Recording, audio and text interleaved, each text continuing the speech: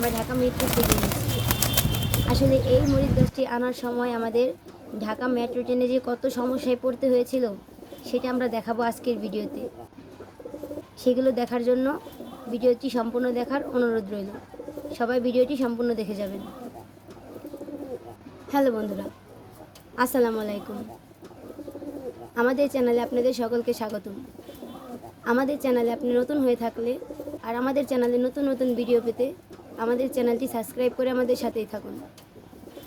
আপনারা দেখতে পাচ্ছেন আজকেও আমি কিছু কবুতর দোকান থেকে এনেছি।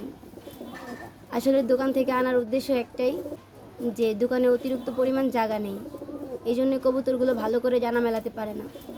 এই জন্যে আমি কিছু কিছু করে কবুতর বাসায় নিয়ে আসি, এনে কবুতরগুলো ছেড়ে দিই।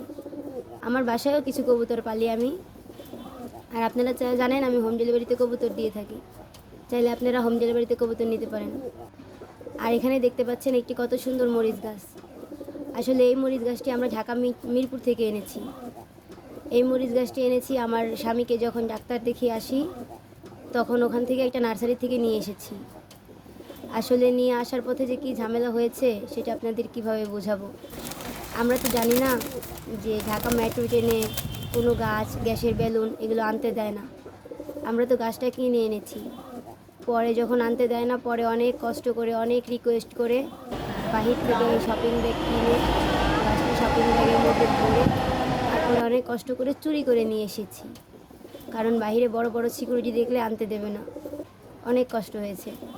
আর দেখুন মাশাল্লাহ, আমার মরিচ গাছে অনেক বড় বড় মরিচগুলো হয়েছে। এই মরিচগুলো আজকে আমরা কেটে ফেলবো, তাই আপনাদের সাথে শেয়ার করলাম।